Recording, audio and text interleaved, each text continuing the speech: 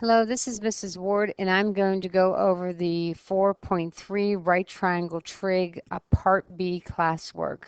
So in 45 and 46, they ask you to use the trigonomic identities to find the indicated trig functions.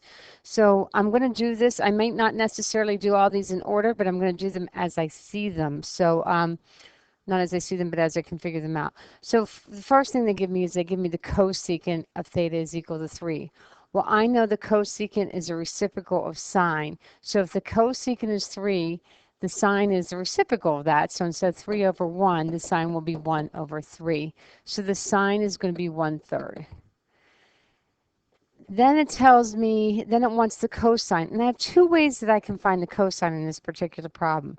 One is I know the cosine is a reciprocal of secant, so I can take this and just take the reciprocal. So let's try that. So if I take the reciprocal of this, I'm going to do 4 over 3 times the square root of 2. Rationalizing the denominator, I'm going to take the square root of 2 times the square root of 2. I'm going to have 4 times the square root of 2. And then down here, this 3 will stay 3. The square root of 2 times the square root of 2 is 2. So this will be over 6. Putting that in lowest terms, because the 2 and the 6 are, I'm sorry, the 4 and the 6 are both even, I'm going to end up having 2 times the square root of 2 over 3. And that's going to be my cosine. 2 times the square root of 2 over 3. And I got that by taking the reciprocal of secant. To find the tangent, I can go back to one of the trig identities where I do like 1 plus tangent squared is equal to cosecant squared. Or since I've already found the sine and the cosine, I'm probably just going to use those and do the sine over the cosine. So when I do that, to find the tangent, I'm going to take the sine over the cosine. So in this case, the sine was 1/3. The cosine was 2 times the square root of 2 all over 3. So that's going to be 1/3 times the reciprocal, so 3 over 2 times the square root of 2. Here the 3's will simplify, and I'm left 1 over 2 times the square root of 2. Rationalizing the denominator, I get the square root of 2 over, and then 2 times 2, which would be 4. So the tangent is going to be the square root of 2 over 4. And then part D asks for the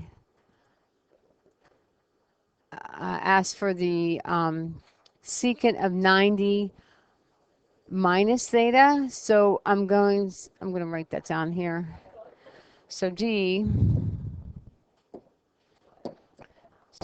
is asking for the secant of 90 degrees minus theta. So it's as soon as I see 90 degrees minus something or pi over 2 minus something, I'm instantly going to think of my cofunction identities.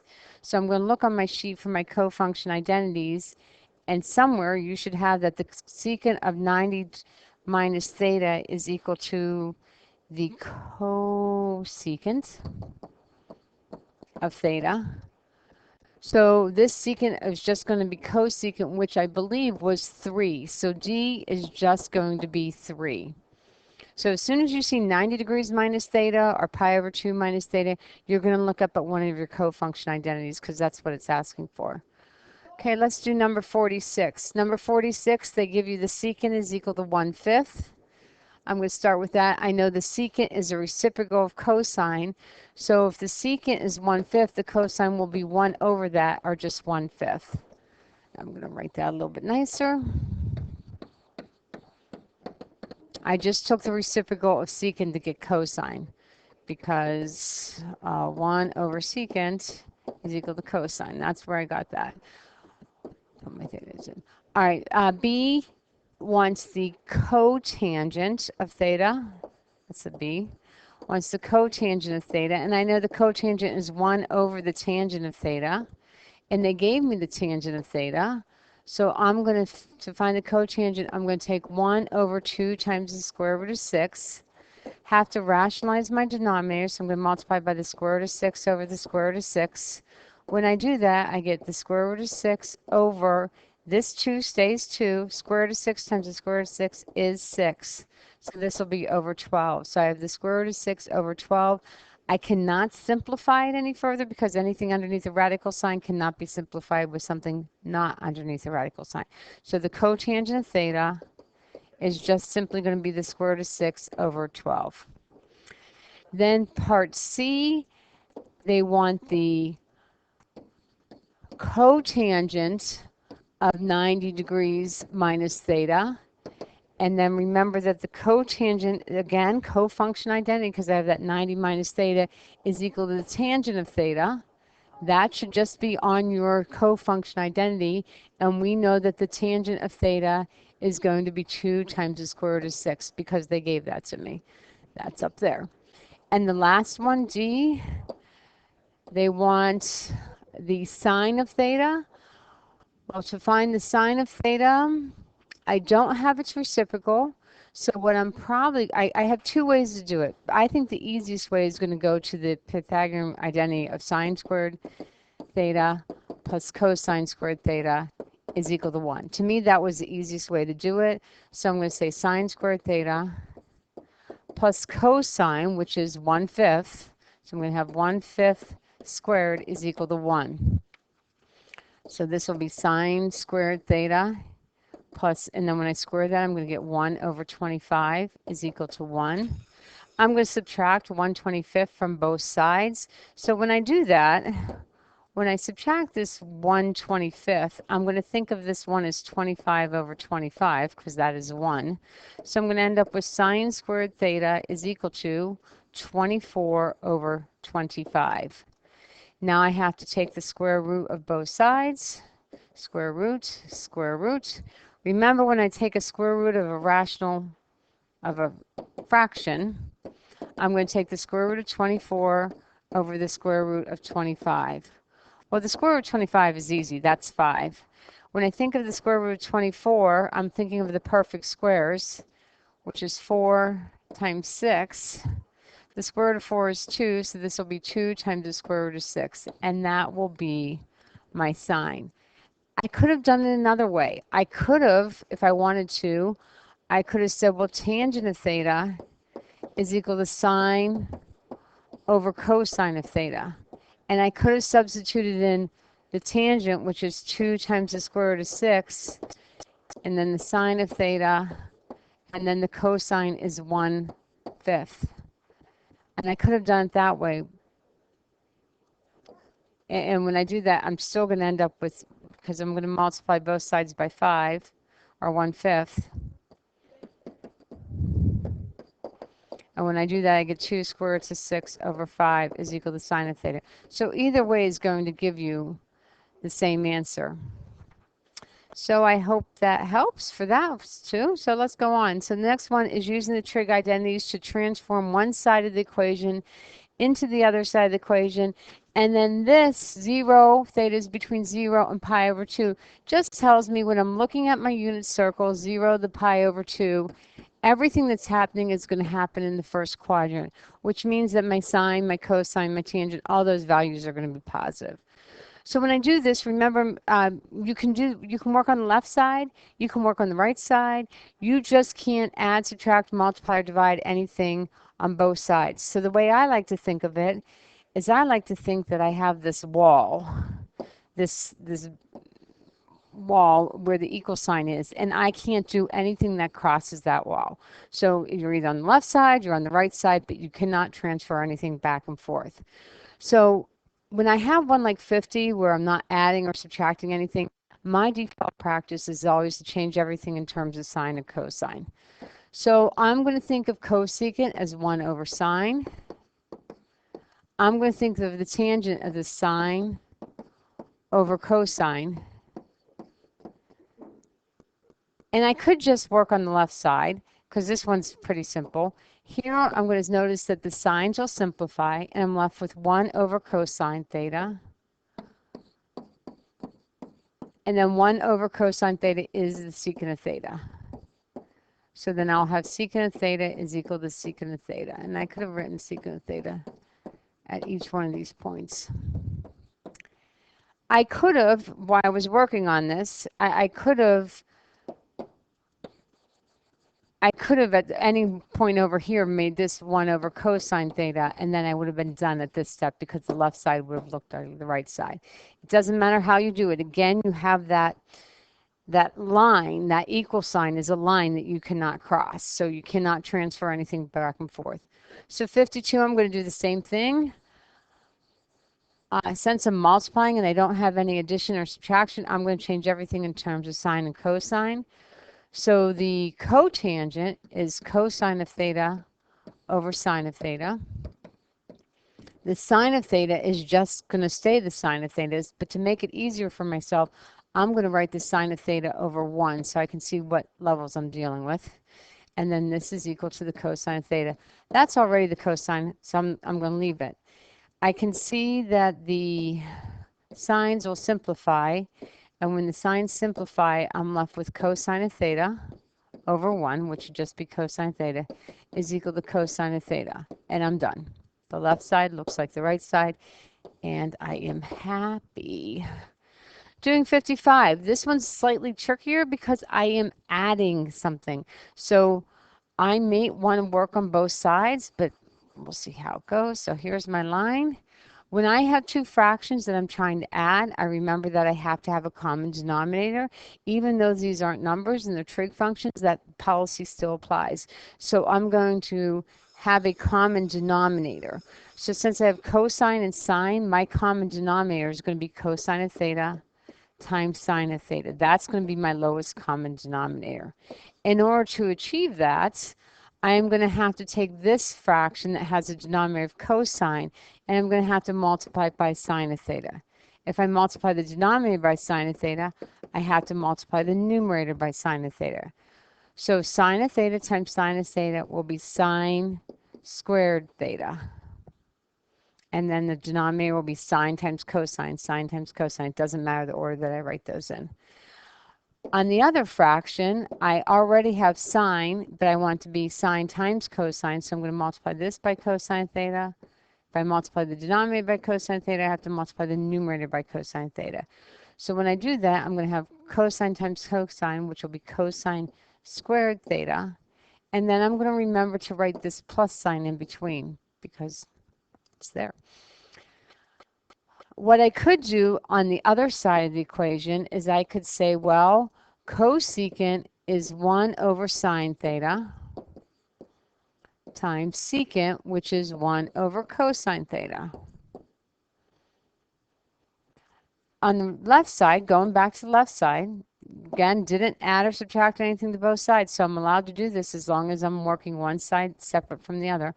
Sine squared plus cosine squared is probably the most important identity you're going to learn. And cosine squared plus sine squared, or sine squared plus cosine squared, is always equal to 1. So I'm going to put a 1 there.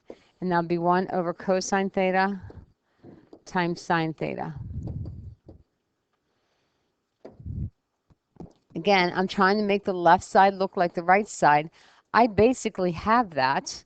So again, when I multiply fractions, I multiply the numerators. 1 times 1 will be 1. And then sine of theta times cosine of theta will be sine theta times cosine theta. But it doesn't matter the order that I write them in, so I might just switch it so it looks exactly like the left side.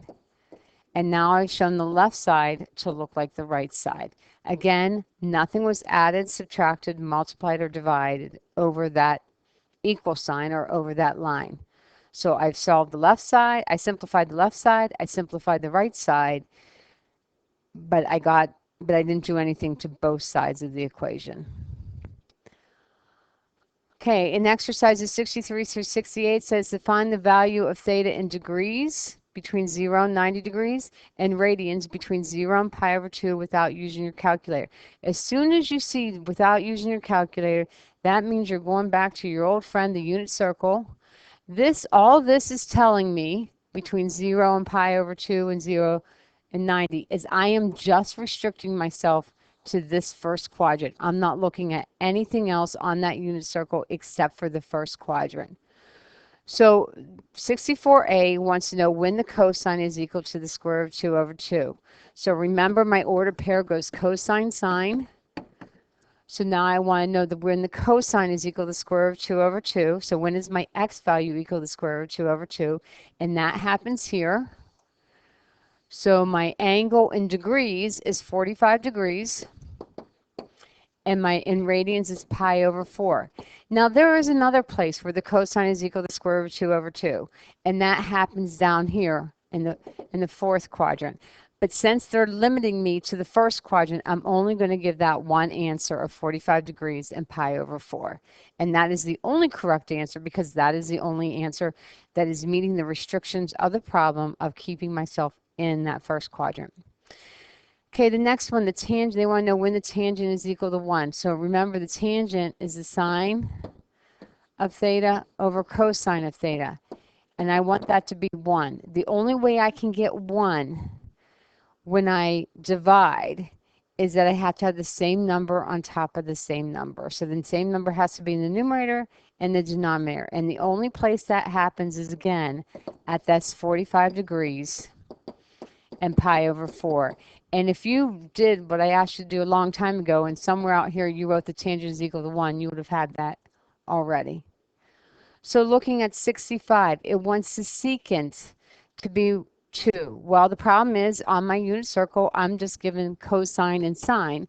So I'm going to have to remember that the secant, remember the secant of theta is equal to 1 over the cosine of theta. So if I take 1 over the secant of theta, I should have written it like this, is equal to cosine of theta. I should have done that the first time, sorry. So I'm going to take 1 over 2 is equal to cosine of theta. So now I want to know when my x value is 1/2. Again, restricting myself to that first quadrant. The x value is 1/2. That happens here at 60 degrees. 60 degrees, and the radian measure would be pi over 3. Remember, it's asking for both, the one in radians and degrees. And then part B, it wants the cotangent to be 1. So again, the cotangent is the cosine over the sine. You want that to be 1. The only way it's going to be 1 is if you have the same number for the x as you do for the y, and that again is going to be this 45-degree mark. So that's going to be 45 degrees, pi over 4. Remember, on your next test, we'll give you a blank unit circle that you can fill out if you want. If you don't know these values, if you're not able to regenerate the unit circle, you are going to have a lot of struggles. So learn it, please. Okay, 78 is a word problem. A 30-meter line is used to tether a helium balloon. Because of the breeze, the line makes an angle of approximately 75 degrees with the ground. Draw a right triangle that gives a visual representation of the problem. Show the known quantities and use your variable to indicate the height of the balloon. So here's my ground. Here's my balloon up in the air. I have a line that's on the ground that is tethering that balloon so it just doesn't just fly away. It tells me that the line is 30 meters long. So this line that I'm using to tether the balloon is 30 meters. It tells me that the angle that I make with the ground is 75 degrees. Remember, this is my ground. And it wants to know the height of the balloon. So I am going to drop a line down that forms a right triangle, because this is right triangle trig, and this is going to be the height of the balloon from the ground. So this is part A, my visual representation of what's going on.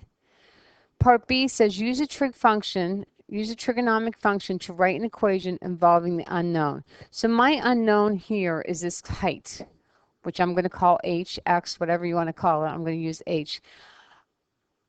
So I have this angle here. We're going to highlight for a second. I have this angle here. I'm looking for this height here, and the only side I know is that 30 meters. So when I look at this triangle, and I've divvied it up this way, I have the opposite side and I have the hypotenuse. So I ask myself which trig function deals with the opposite and a hypotenuse, and I'm going to say sine of theta is equal to the opposite over the hypotenuse. So in order to do this problem, I'm going to say the sine of 75 degrees is equal to the opposite, which is what I'm looking for, over the hypotenuse, which is 30. So that's part B, is writing the equation. And then part C wants me to find the height of the balloon. Well, before I can find the height of the balloon, I have to ask myself, to find h, what do I have to do? Well, to get rid of that 30 in the denominator, I would multiply both sides by 30. So in my calculator, I'm going to do 30 times the sine of 75 degrees, and that will be my height. So when I do put that into my calculator, I realized that I made a mistake last time, and I'm making sure that my calculator is in radians, and I'm going to do 30 times trig sine of 75, and then I have to make sure that I hit that degree symbol. I'm going to hit enter, and I'm going to get 29.98 if I round it, which I'm going to do. So that'll be 28.98. And going back up real quick to check my units are meters. So this will be 28.98 meters. And that's the height of my balloon. The next one is also a word problem. It says a biologist wants to know the width of a river in order to properly set instruments for studying pollutants in the water. From point A, the biologist, so here's point A. Let me see if I can make this a little bit bigger. So from point A, the biologist walks downstream 100 feet. Then sights point C that's across the river using an instrument that's 58 degrees. How wide is the river? So I'm going to draw this triangle outside the picture. So I have this 58 degrees. I know this is 100 feet, and this is what I'm looking for. So this is my right angle. So when I look at this, I'm trying to identify which trig function. Here's my angle, and I have the side opposite, and I have the side adjacent. And I ask myself, which trig function deals with opposite and adjacent? And hopefully you're saying tangent. So I'm going to say the tangent of 58 degrees is equal to the opposite over adjacent. In order to solve that, I am going to multiply both sides of the equation by 100. So my calculator, I'm going to take 100 times the tangent of 58 degrees, and that's going to give me x, or w, which is going to be the width of my river. So putting that in my calculator, I'm taking 100 times the tangent of 58, making sure I use that degree symbol. Enter, and I get 160.03.